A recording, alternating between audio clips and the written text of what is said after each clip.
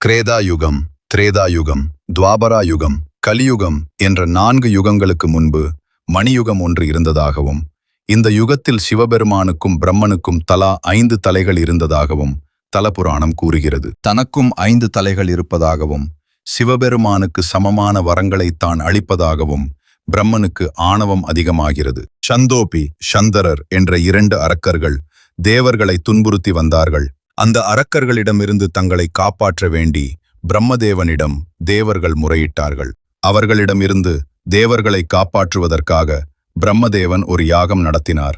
அந்த யாகத்திலிருந்து திலோத்தமை என்ற அழகான தேவமங்கை வெளிப்பட்டால், அவள் கைலாயத்தை நோக்கி நடக்க ஆரம்பித்தால், அரக்கர்கள் அவள் அழகில் மயங்கி அவள் பின்னே சென்றார்கள். பிரம்மதேவன் திலோத்தமையின் அழகில் மயங்கி அவரும் அவளை பின்தொடர்ந்து சென்றார்.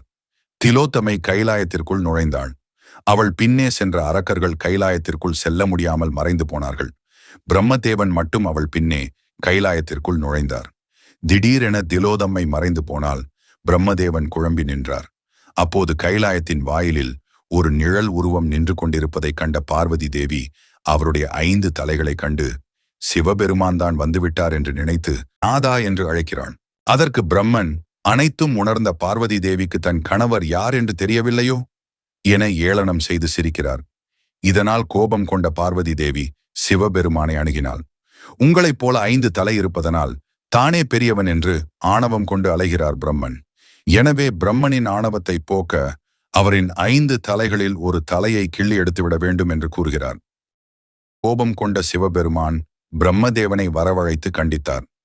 பிரம்மதேவன் சிவபெருமானிடமும் ஆணவத்துடனே பேசினார். இதனால் இருவருக்கும் இடையே வாக்குவாதம் ஏற்பட்டது. முடிவில் சிவபெருமான் கோபத்துடன் பிரம்மதேவனின் 5 தலைகளில் ஒரு தலையை கிள்ளி எடுத்து விடுகிறார். வலியால் துடித்த பிரம்மன் சிவபெருமானை பார்த்து, கிள்ளிய தலை உன் கையிலே ஒட்டிக்கொள்ளட்டும். உனக்கு வழங்கும் உணவை அந்த தலையே சாப்பிட்டு விடும். நீ பித்தனாக அலைய கடவாய் என்று சாபமிட்டு விடுகிறார். இந்த நேரத்தில் அங்கே சரஸ்வதியும் பார்வதி தேவியும் வந்தார்கள். பிரம்மனை அந்த கோலத்தில் கண்டதும் சரஸ்வதி தேவி கடும் கோபம் கொண்டார். தன் கணவரின் இந்த நிலைக்கு காரணமான பார்வதி தேவியை பார்த்து, நீ உன் அழகை இழந்து வயதான கிழவியாய் மாறி கொக்கிரகை தலையில் சூடி கந்தல் ஆடையை அணிந்து அலைந்து திரிவாய் என்று சரஸ்வதி சாபமிட்டு விடுகிறார். பிரம்மனின் தலையை கிள்ளியதால் சிவபெருமானுக்கு பிரம்மஹத்தி தோஷம் ஏற்பட்டது. பிரம்மனின் தலை சிவனின் கையிலேயே ஒட்டி கொண்டது. அதுவே பிரம்ம கபாலம் என்று அழைக்கப்படுகிறது. பிரம்மன், சரஸ்வதி ஆகியோரின் சாபப்படி சிவபெருமானும் பார்வதியும் பல இடங்களில் அலைந்து திரிகின்றனர். பசியால் அவதி அடைந்தார் சிவபெருமான். சிவனின் கையில் ஒட்டிக்கொண்ட அந்த கபாலம் அவர் கையில் ஏற்கும் உணவை எல்லாம் அவரிடம் சேரவிடாமல் தானே உண்டுவிடும். இதனால் சிவபெருமான் கடும் பசியால் வாடினார். பசி தாங்காத ஈசன் சுடுகாடுகளில் அலைந்து திரிந்து அங்குள்ள சாம்பலை பூசிக்கொண்டு பித்தனாக மாறினார். சரஸ்வதி தேவியின் சாபத்தினால் வயதான தோற்றத்துடன் ஊர் ஊராக சென்று பல தெருக்களில் சுற்றி அலைந்த பார்வதி தேவி கடைசியாக திருவண்ணாமலை வந்து அடைந்தார். அங்குள்ள குளத்தில் உள்ள தீர்த்தத்தில் மூழ்கியவுடன் பார்வதியின் வயதான தோற்றம் மறைந்து பழைய உருவத்தை அடைகிறார். பின்பு அங்கிருந்து கிழக்கு பக்கமாக மேல்மலையனூருக்கு வருகிறார். இரவு ஆகிவிடவே தாயனூர் என்ற ஊரில் ஏரிக்கரை அருகே தங்கிவிடுகிறார். காலையில் எழுந்தவுடன் பார்வதி தேவி தன் கழுத்தில் இருந்த ஆரத்தை கழற்றி ஏரிக்கரையில் வைத்துவிட்டு குளிக்க செல்கிறார். அவர் திரும்பி வந்து பார்க்கும்போது அந்த ஆரம் ஒரு அழகான பெண்ணாய் மாறி பார்வதி தேவியை வணங்குகிறது. இதனை கண்ட பார்வதி தேவி மனம் மகிழ்ந்து, நீ முத்தாரம்மன் என்ற பெயரில் இங்கே குடிக்கொண்டு மக்களுக்கு அருளாசி வழங்குவாயாக என்று கூறிய மேல்மலையனூர் நோக்கி செல்கிறார். மேல்மலையனூர் முன்பொரு காலத்தில் மலையரசன் பட்டினம் என்று அழைக்கப்பட்டது. அங்கு சென்ற பார்வதி தேவி அரண்மனை பூங்காவனத்தை அடைந்து அங்கு புற்றுருவத்தில் குடிகொண்டு அமர்ந்திருந்தார்.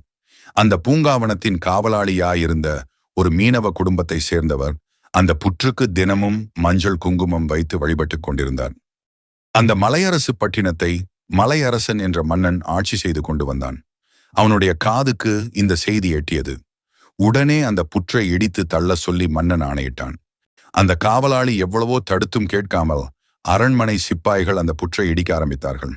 அவர்கள் கடப்பாறையை ஓங்கியவுடன் புற்றிலிருந்து நிறைய பூதகணங்கள் தோன்றி அங்கு நின்று கொண்டிருந்த மன்னனையும் மீனவ காவலாளியையும் தவிர மற்ற எல்லோரையும் மறைய செய்திருக்கிறது. இதை பார்த்து அதிர்ந்து போன மன்னன் தன் தவறை உணர்ந்து அந்த புற்றின் முன்னால் மண்டியிட்டு அமர்ந்து மன்னிப்பு கேட்டான். உடனே அந்த புற்றிலிருந்து பூங்காவனத்தம்மனாக பார்வதி தேவி தோன்றி சிவபெருமானின் சாபத்தை நீக்கவே நான் இங்கு வந்து குடியிருக்கிறேன். என்னை நம்பி வரும் பக்தர்களுக்கு அவர்கள் வேண்டிய வரங்களை நான் கொடுப்பேன் என்று மன்னருக்கு அருளாசி வழங்குகிறார். அன்றிலிருந்து மீனவ குலத்தை சேர்ந்தவர்கள்தான் இந்த கோயிலுக்கு பூஜை செய்து வருகிறார்கள். அதே நேரத்தில் இங்கு சிவபெருமான் பசியும் பட்டினியமாய் உடலெங்கும் சாம்பலை பூசிக்கொண்டு பித்தனாக சுடுகாட்டில் சுற்றி கொண்டிருந்தார். அப்போது சிவபெருமானை சந்தித்த மகாவிஷ்ணு பார்வதி தேவி கையால் பிச்சையிட்டு அந்த பிச்சையை ஏற்கும் போது எந்த ஊரில் மண்டையோடு கையிலிருந்து விலகுமோ அங்கே சிவபெருமானின் பிரம்மஹத்தி தோஷமும் நீங்கும் என்ற ரகசியத்தை கூறுகிறார்.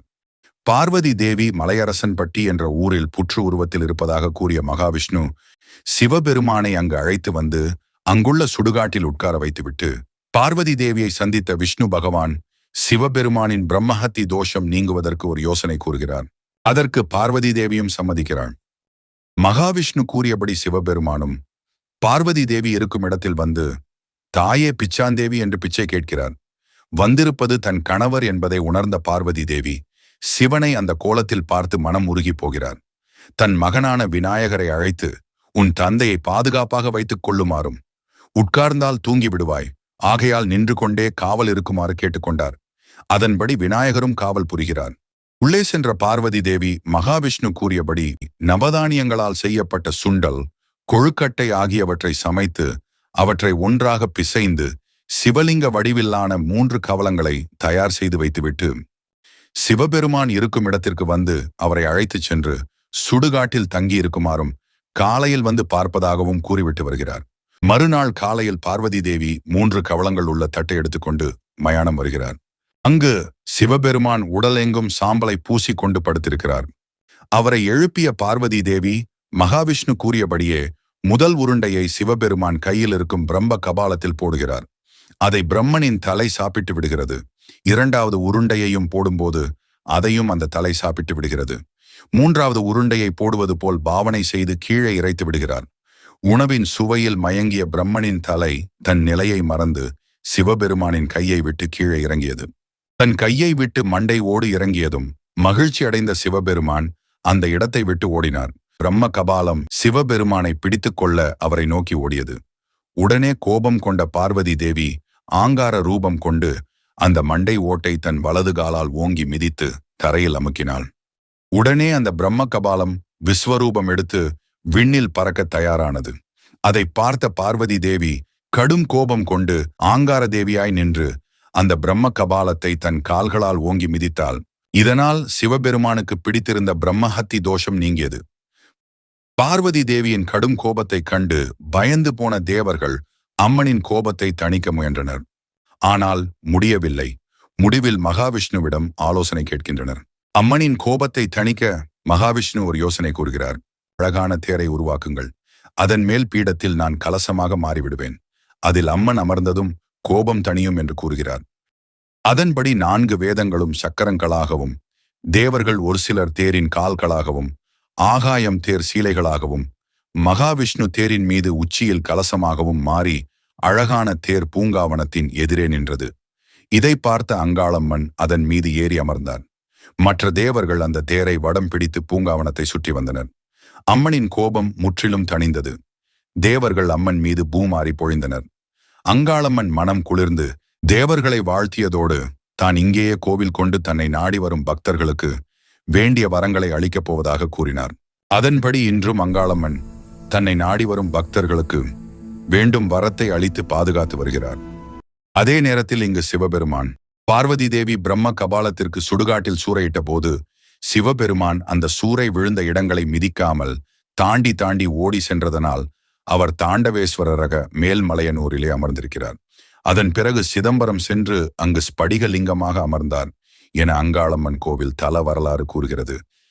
சிவபெருமான் உலகெங்கும் சுற்றி மேல்மலையனூர் வந்த தினம் மாசி மாத சிவராத்திரி என்றும் அந்த நாளே பார்வதி தேவி பிரம்ம கபாலத்திற்கு சூறையிட்ட நாள் என்பதனால் மக்கள் சுடுகாட்டில் உள்ள ஆவிகளுக்கும் ஆன்மாக்களுக்கும் அன்றைய தினம் சூறை அளித்து மயான கொள்ளையாக மேல்மலையனூரில் மாசி மாத சிவராத்திரி மறுநாள் வரும் அமாவாசை அன்று கோலாகலமாக கொண்டாடுகிறார்கள். இதுதான் அங்காளம்மன் தோன்றிய கதை.